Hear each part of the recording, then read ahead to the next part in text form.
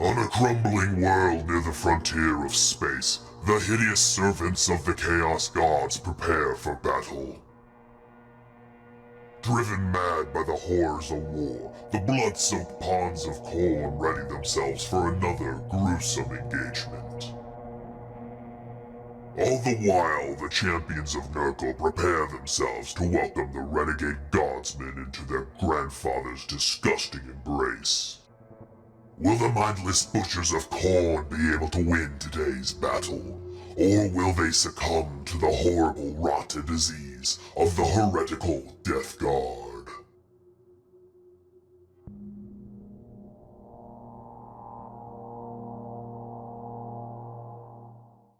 Hey there guys, Blaine here, back with another battle report for you guys. In today's session, I'm bringing the Blooded Traitor Guardsman kill team. Today I decided to bring all of the specialists except for the marksman, as well as the Ogryn and 2 normal troopers. For equipment today, I decided to give the Thug armor plates and the Sinister trophy equipment, just to give him a little bit more survivability into the elites. I decided to also give the leader Wicked Blades on top of his plasma pistol and improvised weapon.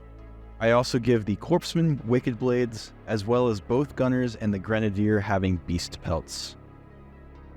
Hello everybody, my name is Ethan, and I will be bringing Legionaries to today's battle report. All these guys are going to be running like they are Death Guard, with my aspiring champion with a power fist and a plasma pistol, along with the plasma gunner and the heavy bolter heavy gunner. My anointed icon bearer and balefire acolyte will be joining them as well. For my team's equipment, the heavy gunner has both the suspension system and the malefic blades, making him able to move faster and hit harder in melee. And then my anointed will have the grizzly trophy, and lastly my gunner is going to have a malefic blade as well. Today's battle will take place on the battleground with the mission type loot, in which each point can be looted 4 times, once per turning point, for 1 VP each.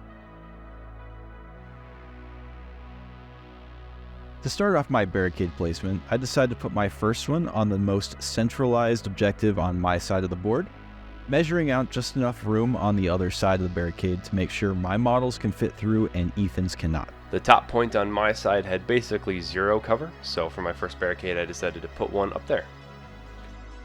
I then placed my second barricade on the bottom half of the board, right next to that scrap pile, also making sure my models can fit around the edge of the board and not Ethan's. Now with my second barricade, there wasn't a whole lot of areas where I felt like it could be super useful, but this red crate didn't have much as far as cover goes, so I decided to put it on there. Moving into the first group for deployment for me, I decided to place 3 of my melee threats as well as the corpsman. The thug is going to be on the corner of the building, the butcher on the most middle part of the barricade, the flenser on the topmost part of the barricade, and the corpsman within an inch of the butcher to give him a stim at the beginning of the game, and all deployed on conceal orders. Because this is loot, my odds of using demon mode on my anointed is less, because I want him to be able to loot, but I'm going to put him on this door. I'm going to pair him up with the balefire acolyte as well, who has long range attacks and can possibly even heal the anointed. Of course, I'm going to run them all Nurgle. My second group for deployment is going to consist of the Ogryn, who I place on the doorway of the bottom building, both the normal troopers placed on opposite ends of the board, as well as the trench sweeper, who I place right next to the flenser, in hopes that I can move him up and onto the objective. In anticipation of possibly using malicious volleys to shoot twice, and taking an order flip for my scouting, I put my icon bearer on this closer barricade, along with my heavy gunner, who can possibly get 6 inches to move and loot, or shoot if need be. To start off, my final group for deployment is my comms, who is going to be on a conceal order next to the thug.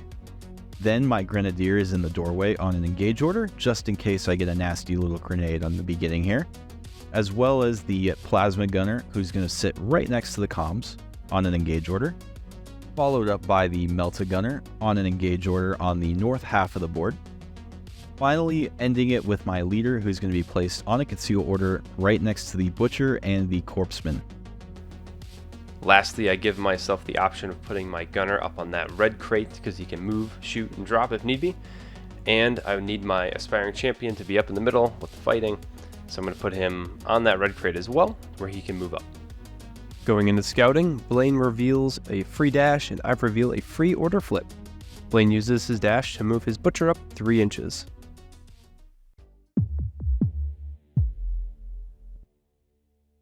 Hello everybody, you might see some usual faces here with some Death Guard models being proxied here as my Legionaries.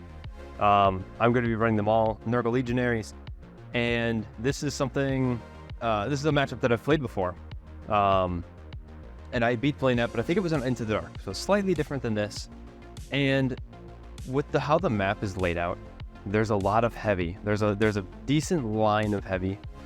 Even if I get onto some of these vantage points, there's only so many places that I can shoot him. And he's pretty much everybody in conceal. Of course, his grenadier and his plasma was not going to be. So my mindset is to kind of set myself up for a good turning point 2, and not really focus on shooting a whole lot in the beginning here. I'm gonna get my loots. I'm gonna just move my gunners up the board, maybe move the heavy up on the vantage depending on where he kind of moves his guys. Put my leader kind of in the middle, so where he has some more of his 6-inch plasma and his power claw, power fist advantage. And then with the heavy bolter on the heavy gunner and the bolter on both the anointed and the icon bearer, I have options for malicious volleys. Something that I only take sometimes, but against Blaine's lower wound teams, I feel like it's going to be more beneficial, and can really provide some good options to really get kills when not only I would need them to go through, but when I maybe won't have a ton of options to shoot stuff. So get some confirmed kills, whittle them down, then use my APL to be capping points later in the game, steal some loots. So that's the plan. So going into this first turning point here, I'm pretty excited. I've got a lot of threats on the board and ways of being very threatening and trying to hold those middle objectives as much as possible. I did recon dash my Flenser up to maybe get me to get Gaze of the Gods in the second turn. Kind of slingshot him in and maybe get a kill, probably not, but get him killed, and that guarantees me Gaze of the Gods turn 2. And then having the comms and either plasma or grenadier, being able to pressure his closer middle objective is probably going to be the key to winning this first turning point. The only thing I have to watch out for is maybe his heavy gunner or normal gunner switching to engaged, and hopping up on a vantage point or something. And then just trying to avoid blast on his acolyte as much as possible. And that's why I have beast pelts on my gunners, to prevent them from maybe getting killed. So we'll see how this goes. The best situation I can ask for is a 3-2 split here in this first turning point. So we'll see if that happens. And if not, we'll just have to push through. Moving into the first strategic phase of this game, Ethan starts it off by using Implacable for free, using his leader's ability. I then proceed to put a blooded token on the Grenadier after generating one for the turning point. Moving on to Tac Ops, Ethan decides not to reveal anything, and I follow suit by revealing Assassinate Target, Ethan choosing his Icon Bearer as the target. For my first activation, I'm going to move dash loot my icon bearer. I start the turning point by activating both of my troopers, who are a GA2. I move both of them onto my closest objectives in safe spots and loot them. My anointed is going to move and dash out of this building, looting along the way, pushing up the board.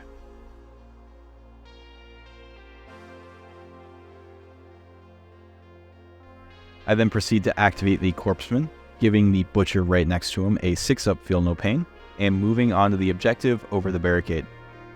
Next up, my aspiring champion, he's going to move dash and loot, just like everyone else.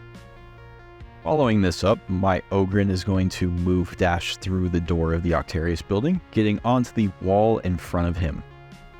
I don't see a great opportunity to order flip my heavy gunner, so he's just going to move under the building where the hatch is. My next activation is going to be the Butcher, who is going to move dash up next to the Ogre to pose some threats in the second turning point. Feeling greedy, I move and dash my gunner up on the crate so he can shoot Blaine's Trench Sweeper.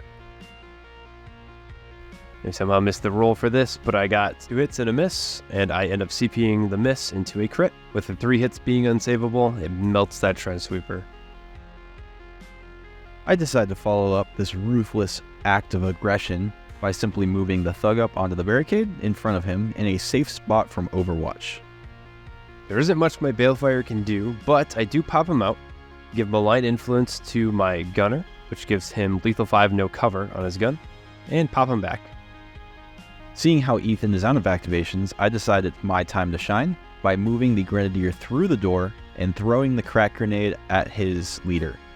I get 1 auto-retained normal hit because of the blooded token, and proceed to roll 2 more normal hits and a crit. Ethan takes his 1 crit save for cover due to being a Nurgle operative, and rolls a second save, only taking 8 damage from the crack grenade. My next activation is going to be the Commsman, who is going to give extra APL to the Plasma Gunner, and move slightly forward onto a nubbin in front of him. Seeing his brother-in-arms take some wounds off one of these elite models, the Flenser decides to take action, charging through the doorway in front of him, into the Anointed on the other side of the wall. Of course, the Flenser, having no fear, decides to fight the Anointed, rolling a single crit to start with, but because of Ceaseless, gets to re-roll the 1 into another normal hit. Ethan then rolls for his Anointed, seemingly worse odds than the Flenser, only gets a single crit to start with. Ethan then spends 1 CP to re-roll the fail into a crit. I then spend 1 CP to re-roll a fail into a normal hit.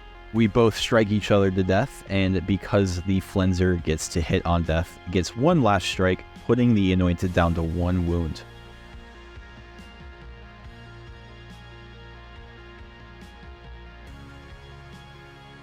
To finish out the last couple of activations here on my end, the Melt-A-Gunner is going to move up to the door in front of him. My leader will then move and dash around the plasma to get onto the door in front of him, and my Plasma Gunner finishes it up by move dashing through the door onto the barricade in front of the objective and taking a shot to finish off Ethan's leader. I proceed to roll 3 normal hits and a 2, and because of AP2 on the Plasma Gun's overcharged profile, it is a guaranteed kill on Ethan's leader. That does score me Headhunter, which will score me 2 VPs due to it being before the 3rd turning point. With my 5 to Blaine's 2, looks like initiative would be going to me for turning point 2. To wrap up turning point 1, Legionaries have 3 primary VPs to Blooded's 3 as well. Legionary doesn't have any secondaries though, while Blaine did get 1. Models remaining, Legionaries lost 1, while Blaine lost 1 as well. My 2 CP to Blaine's 3, leaving our total 3 to 4.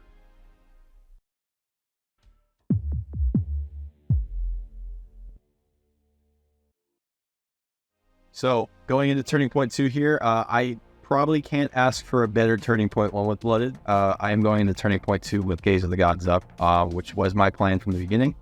And slingshotting that Flenser with the recon dash is exactly what I wanted to do. Because he can do damage and get killed, and I don't really care too much. Getting the kill on the leader was just extraordinarily beneficial for me. Scoring 2 on Headhunter in the first turning point is a huge lead. And also getting that extra blooded token to get Gaze of the Gods up. So right now, I'm pretty sure he's going to go after my Plasma or Grenadier. I can't see why he wouldn't. But at the same time, his leader's gone, and the Anointed's pretty much out of the fight. Because now, if he goes demon mode, he has 1 health. Like, I don't really have to worry about it too much. So really, the main threats are just his gunner and his heavy gunner, you know. And I don't know if his heavy gunner is going to do much on that vantage point, other than maybe get a shot on the Grenadier. So we'll see what happens. My goal for this turning point is to get that 4-2 lead and just maybe knock out another Marine or 2. So we'll see what happens. But I'm feeling good going in. Well, it's interesting here going into turning point 2. Lost the leader. I should have positioned my leader a little bit differently on there to not get Plasma. But alternatively, he could have then just shot my Plasma with his. So I was I was going to be taking some damage. My anointed also 1 health. There's not a ton he can do at this point. I'm thinking moving him back, just taking the fight with him and having the body. Because that in a future turning point, he could come out and just loot again. So there'd be like 2 points where I just have a body out there to do something. I risk the run of getting melta gun and then plasma gun as well. So that's something that's just probably going to happen regardless. But I can take Lush's volleys here and maybe get some double kills with definitely the heavy gunner, possibly the Balefire Acolyte with some blast. Depends on who he's hitting, because I know Blade took some anti-blast stuff where it gets extra cover roll or something like that. And then my Icon Bearer. Obviously, I want to keep my Icon Bearer a little bit safe because of the assassinate target. But that doesn't mean I can't have him be looting and shooting. So I have some options. I'm definitely not out of it. I've seen Legionaries come back from quite a bit. So I think this is going to be a very, very tactical turning point. And I'm ready. At the top of turning point 2, there's quite a bit that happens in the strategic phase. So first of all, I spend a CP for malicious volleys. Blaine then puts a blooded token on his Ogryn, Melta, and Plasma, which of the Melta is getting the Gaze of the Gods. I then use Implacable for free, and then Blaine spends a CP on Reckless Aspirants, and then I spend another CP on Mutagenic Flesh. Then going into the Tac Op reveal stage, I reveal Eliminate Guards and choose the regular trooper on the bottom of the map who is next to the Plasma Gunner. For my first activation, it really comes down to either my Gunner or my Anointed. I'm going to use the Anointed to move onto the point, loot, and then dash him behind the building where he's fully safe. To start off an aggressive turning point 2 here, I activate the Melt Gunner who is under Gaze of the Gods, use 1 CP for Moment of Repute to give him an extra APL.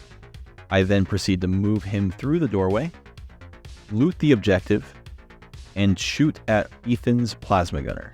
I retain a critical hit due to being under Gaze of the Gods, and proceed to roll 1 fail, 1 normal hit, and 1 crit. Because of AP 2 and Mortal Wounds 4, it is unsavable and kills the Plasma Gunner. I then add 1 blooded token to my pool due to incapacitating an enemy operative. In an attempt to get Eliminate Guards, I move my Heavy Gunner up on top of the building and take a shot at that normal trooper down there. Not a great roll with my Heavy Bolter. I get 2 normal hits, which Blaine, of course, saves 1 for cover and then saves the other one as well. I really didn't want to have to do this, but I'm going to use my other malicious volley shot to fire again. This time, however, I do get 2 hits and a crit, so slightly better. The crit does give me P1, so Blaine takes his cover save and misses the other one. This will score me Eliminate Guards. To follow this up, I activate my Grenadier, who is going to move up to the objective and throw his Diabolic Bomb up at the Heavy Gunner on the vantage point.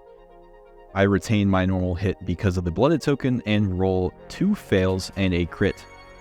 This is going to lead Ethan to saving both of those and only taking the mortal wounds from Splash 2. My Icon Bearer at this point is going to loot, move, and shoot that Melta. I really want this kill to go through, so if my hit and a crit, I do CP reroll another hit. And unfortunately, Blaine does save the crit and another hit. Takes 3 damage, so he's down to 3. For my next activation, I move the Plasma Gunner up around the corner to get a line of sight on the Icon Bearer. I go to roll my dice, auto-retaining a normal hit because of blooded tokens, and rolling 2 additional crits. Ethan then goes to save, rolling 1 normal save, turning that into a crit because he is a Nurgle operative, reducing the normal hit by 1 because of Mutagenic Flesh, taking 10 damage, going down to 2 wounds. My Icon Bearer mortally wounded, I see an opportunity to finally use Life Siphon on my Balefire. 5s on 3s, I get a crit and 3 hits. Blaine ends up saving a crit and another hit, meaning he'll take 6 damage. Then roll a D3 for healing on my Icon Bearer and roll a 6. That means he'll heal 3 up to 5. My leader is then going to activate, moving up to the barricade and scrap pile, and looting the objective he is on. So this Overwatch is a little off frame. It's my Balefire Acolyte shooting the Grenadier with his pistol. Now I originally only get 2 hits, but because of balance, I get to reroll one of them into another hit.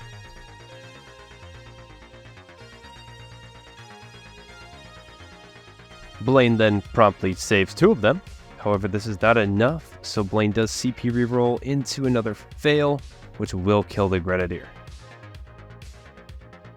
To follow this up, I activate my only remaining normal trooper, I move him through the door in front of him, and onto the objective right next to the Melta-Gunner. My Heavy Gunner then lines up his Overwatch to shoot the Melta. However, Blaine uses Dark Favor, which means I have to shoot his Trooper next to him instead. No P1 here. Blaine does retain an autosave from the cover, and then he rolls a crit save as well, meaning he's only going to take 4 damage. My Butcher, then seeing his fallen comrade, the Grenadier, on that objective, decides to move up and loot it for himself. Let us try once again to Overwatch into this Melta, and luckily I do roll a crit and 3 hits with my Icon Bearer. Blaine only gets 1 save, and finally, that guy is dead. With Ethan finally being out of Overwatches, I can freely move up the board where I please. I start by moving the Ogren up onto the crate through the door in the wall. I then move and dash the Thug onto the objective, with plans on looting it at the beginning of the 3rd turning point. I then move dash the Corpseman onto the corner of the building next to him. And to finish out the turning point, I move my comms up to the close objective next to him, and follow up by giving APL to the trooper on the barricade.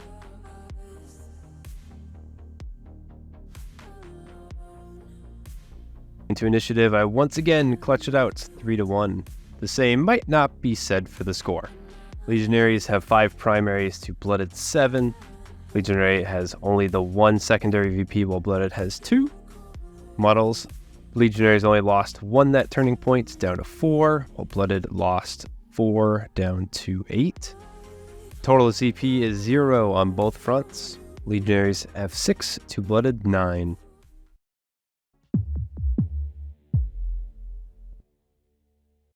Turning point 3, we're looking okay.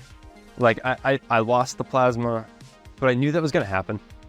I knew that Gaze of the Gods Melta was going to come out there, and you got melted, which was pretty obvious. Now, looking at the board here, I have a couple options, but also I have to be getting more of these kills. I still have 4 guys out there. Still some opportunities to score some points.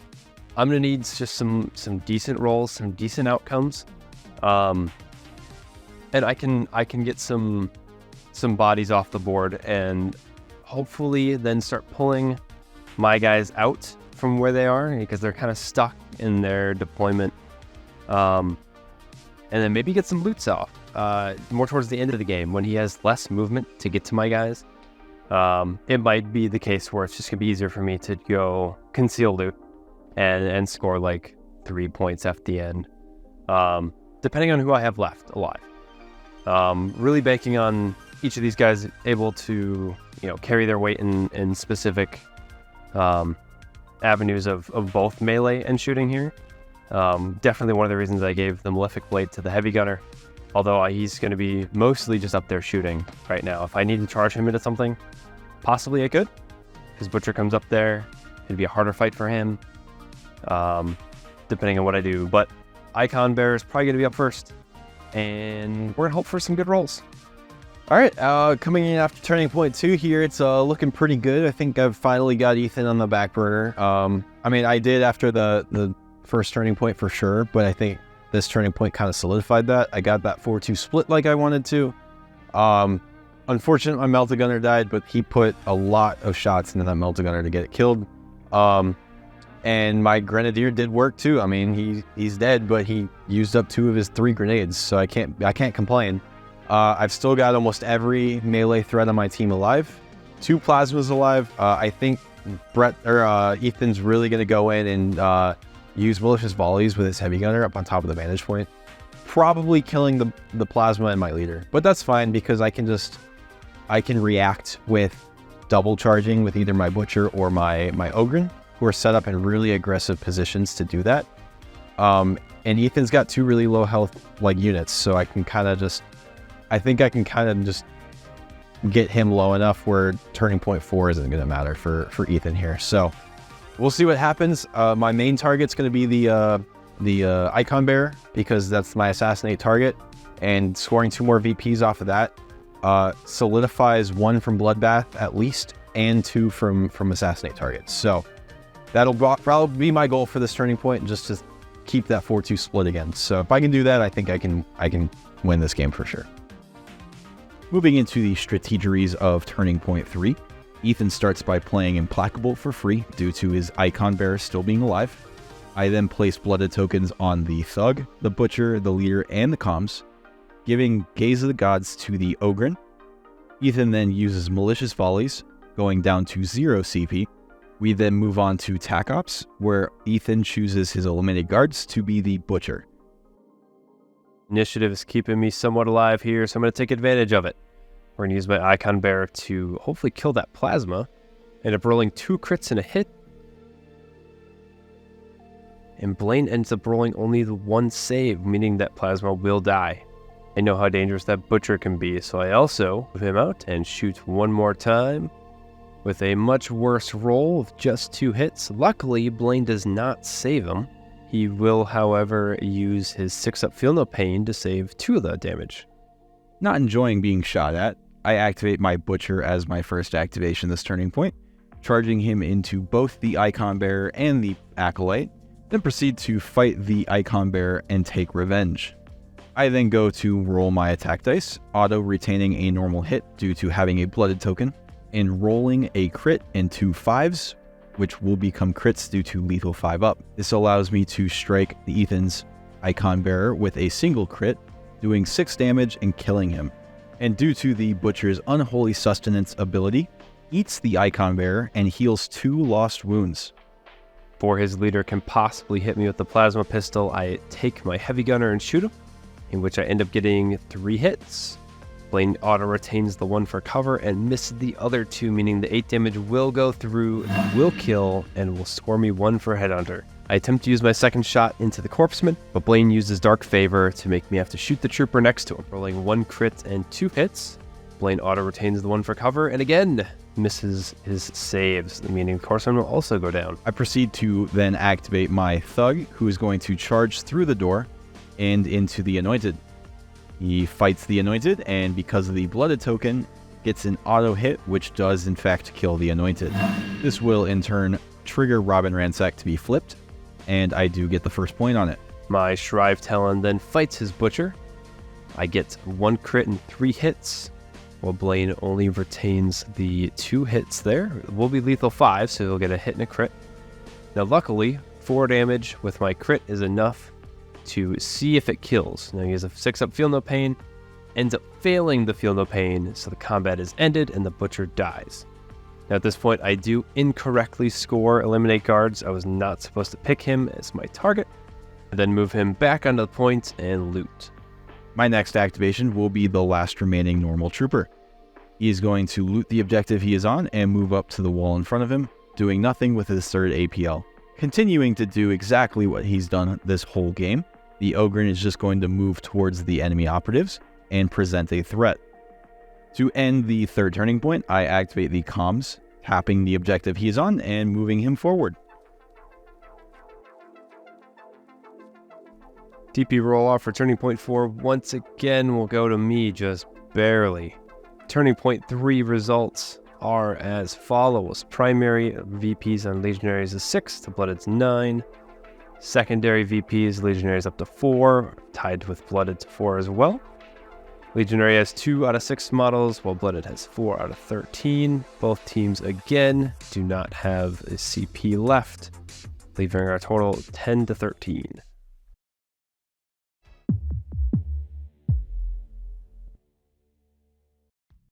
Guys, I said this at the beginning. Legionaries are resilient, especially Nurgle ones. So, I got 2 full health guys. Blaine only has a couple options for shooting.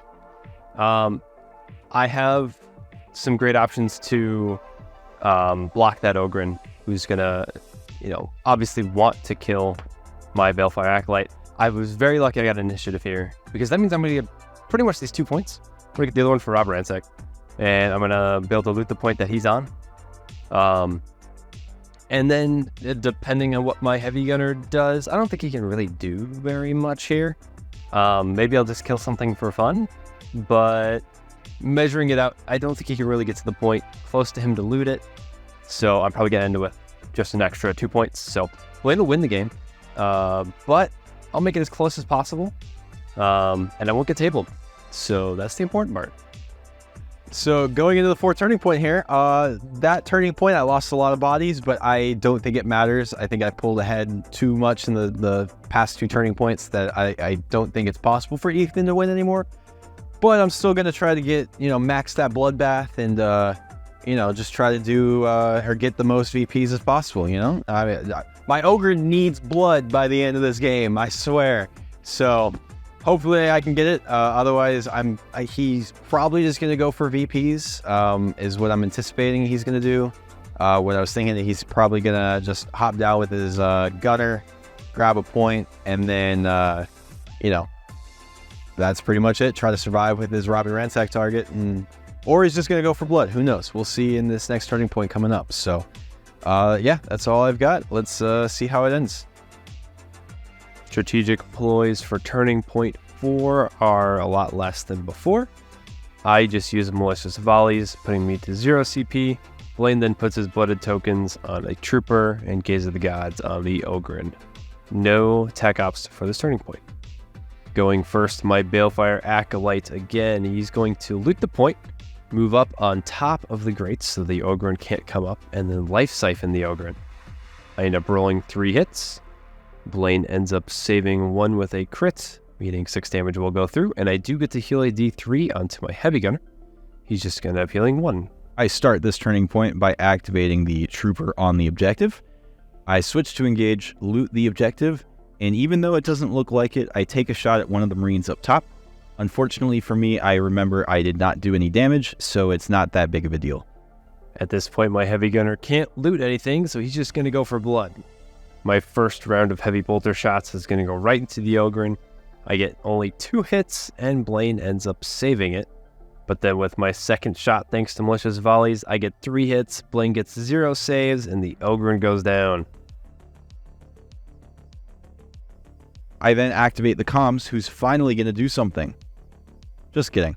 He's just going to loot the objective he's standing on and charge the heavy gunner to send a message.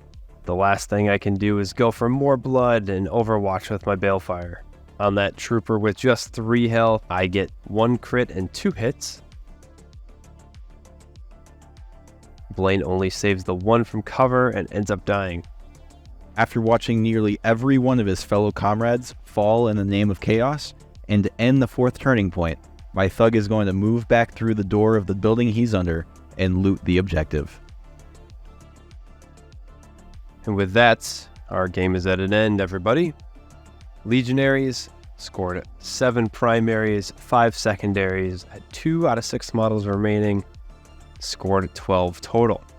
While Blooded scored 12 in primaries, 5 secondaries, 2 out of 13 models remaining, ending up with 17 points total, meaning the game will go to Blooded. Hey there, guys. Welcome back to another post-game discussion between Ethan and I. It was Legionaries versus Blooded, and it was a very interesting game, I'd call it. Ethan, if you want to start with kind of your thoughts on deployment and TAC op selection real quick. Yeah, so my initial thoughts were this map had a lot of heavy on it, in the sense of like there was a decent line they did a lot of his guys on and conceal. And my thought process was being very defensive on the first starting point. And I gave myself a couple different options as far as like, if I wanted to use some bolters or something like that at the beginning, if I maybe got a shot on, Blaine's very good about not giving me angles or because he has more guys getting non-reciprocal shots. I think it's also just kind of easier because I can wait until you were out. Oh yeah, you wait out, yeah, and then I just use my important stuff last. You wait out the gunner, you wait out the acolyte, and things like that. And I knew that was gonna happen, so it's like I'll just be more defensive. I'll move some stuff up. I'll see what I can do, and I got greedy with the plasma. I got the kill, but I feel like I pushed myself out almost a little bit too far. Moving on to tac ops. So I took eliminate guards, rob ransack, and headhunter. I didn't want to do. Well, I thought about doing route at first, and I was like, the distance I'd have to move is just too much. Yeah, like with the bodies on loot. I have to, especially when you have six guys, and I have got a line of 13. Yeah, it's hard to push through that. I gotta have guys on the points. It would cost me so much to move everyone, to reposition them to get route. Not worth. Assassinate target. You have just a lot of guys, and on this map on loot, it's so easy for you to just pick a guy, put him in the back, loot for 4 turns, and I would never get up to him. Even with advantage, he's just sit on heavy. So I was like, it's not going to happen. The only one I could probably do, I'm not taking the faction tag ops, the only one I could realistically do from Seek and Destroy was Headhunter. I'm pretty sure you knew that was a possibility. Yeah, I kept him back so far. I actually didn't even anticipate that because I wasn't super worried because I felt like I was projecting so many threats that you had to deal with things other than my leader right away. Yeah. Like if you had dealt with my leader for Headhunter, I probably could have gotten like a charge off or a shot with plasma or something else that you couldn't risk doing. So I wasn't super worried about it for the most part. Did you know that I would push my leader up? Yes. Really far? Yeah. I think I knew that's more of a personal habit of yours is like you're super aggressive with your leader. You've got plasma, you've got a power fist on him. Like he's one-shotting most of my things. Yeah. So I could count on that aggression, and it's similar to most of the elite matchups that I play where assassinate target and headhunter keep two of your operatives are worth 2 points apiece. Right? And you're never gonna stack it on both on the leader. So I can almost count on that and then have like a mind game and try to get you to keep a guy back or try to get you to, in hopes that or in anticipation that I have Headhunter keeping your leader further back, which is just beneficial to me. Sure. So, and I positioned my leader poorly on that building. I should have just put him in the middle of that little intersection there, because then he wouldn't have been able to get plasma, and then he would have survived and maybe gotten a charge, fight, kill, shoot, and gotten a double kill where my plasma did not. My plasma died right away. Yeah. And then I could have maybe not gotten melted. It also kind of comes down to like I think either way I would have gotten Headhunter turn 2 in that instance. Yeah, it would have prevented me from getting Gaze of the Gods turn 2, which would have probably kept your plasma alive from my Melta. True. So then you retaliate with Melta, you get another kill, right? Like it starts to escalate, and then I maybe don't get Gaze of the Gods turn 3 or turn 4 because of the lack of bodies on the board. So I think personally, I definitely would have, especially knowing how Blooded play, I think denying them Gaze of the Gods turn 2, which is hard. Yeah. But I think denying it turn 2 is probably the best thing to do against them. Yeah, because otherwise you're turning you wouldn't put out a regular guy very often, but you're turning a threat into like a mass, like a 100%. I have to kill this thing immediately. Especially if it's like the Melta in this game. I just had to hit him and you couldn't touch him, so I could come out whenever I wanted to with that free crit. So and then I shoot your Melta 3 times. I shoot at him like 3 or 4 times to try to kill him, and you just devote so many resources to something that is a mega threat. Yeah. I just have other threats on the board, right? One thing I did want to ask you personally is what was your thought going into taking shooting versus taking more melee operatives? Because I know you have access to the Butcher and the Strive Talon. Sure. So what were your, because I know I have a melee kind of horde team-ish. Yeah. But I think your melee is just way stronger than mine if you had taken it. So what was your thoughts? So, yeah, my thoughts were Blooded is a low health team. right? So 7, 8 wounds. And bolters, especially the heavy bolter, able to get, 5 dice on 3s. 2 of them go through and kill something. Malicious volleys, I'm killing 2 guys in a turn. Obviously, I'd have to put them in a way where I'm getting, 2 shots. Yeah.